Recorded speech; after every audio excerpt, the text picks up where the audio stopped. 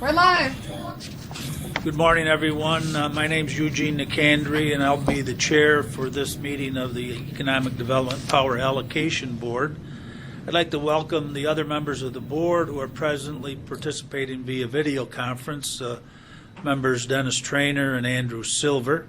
I'd like to welcome them, and I'd also like to welcome Power Authority staff members who are present at the White Plains office.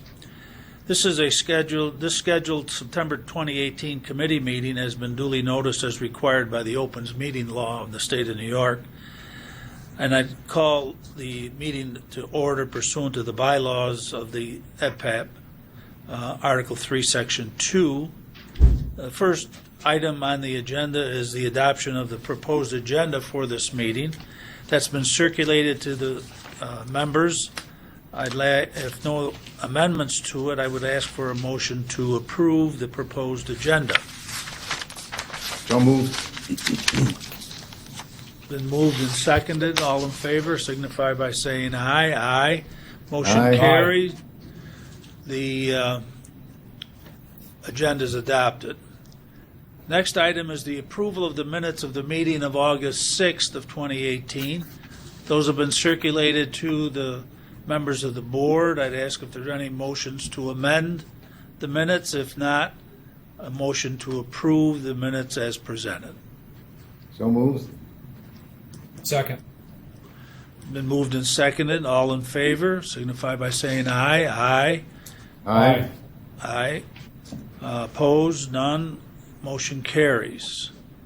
The board members were polled prior to the meeting regarding conflicts, and all of the members declared that they have none in relation to the items on today's agenda.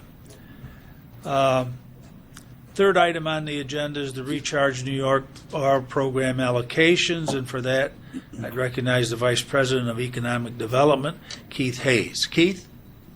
Good morning, Judge. Thank you and welcome, Mr. Silva and Trustee Traynor. Can you guys hear me okay? Yes. I can. Yes. Yep. Fantastic. Today, the board is requested to recommend that the trustees approve contract extensions for 180 allocations of Recharge New York Power to existing customers.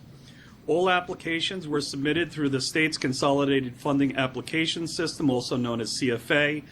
An extension component was added to the Recharge New York application to allow existing customers to apply through the CFA for contract renewals.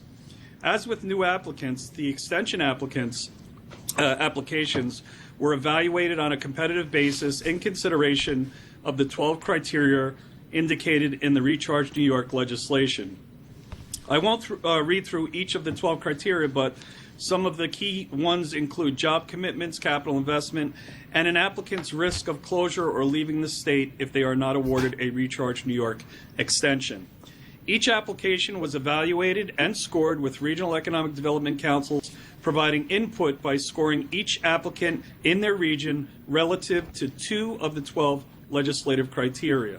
The council scores comprise 20% of an application's total score. Today's extension recommendations consist of 180 allocations totaling 218.2 megawatts of Recharge New York power. Collectively, these extension recommendations will support 60,197 jobs and over $1.7 billion in capital investment commitments. The awarded applicants will be offered Recharge New York contract extensions for a term of up to 7 years. The contract has provisions for the partial or complete withdrawal of an allocation if the recipient fails to maintain mutually agreed upon commitments relating to, amongst other things, employment, power utilization, and capital investment.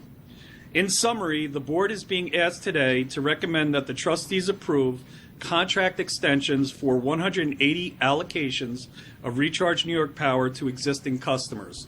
This item is submitted for your approval. I'd be happy to take any of your questions at this time. Anybody have any questions of Keith? No. I do not. Keith, for the new board members, particularly, can you briefly just describe what the follow-up is to see if the people that get, or the companies that get this power are fulfilling their commitments? So, under the program, on an annual basis, we review their contractual commitments for capital investment, job commitments, and the utilization of power.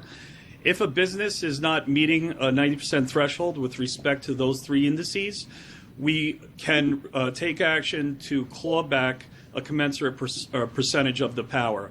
That's done on an annual basis. So as a part of this extension process, all applicants must be in substantial compliance with those commitments in order to get an extension.